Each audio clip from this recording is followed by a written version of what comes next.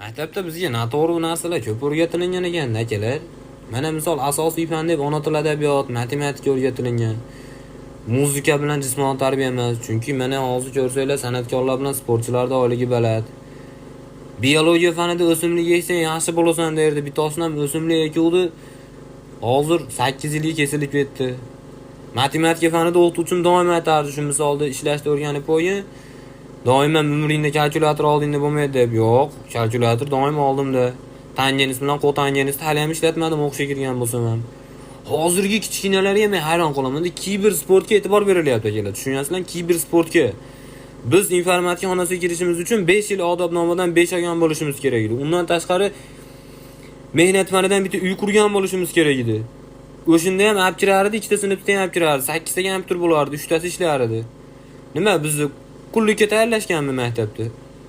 Men tushunmayapman.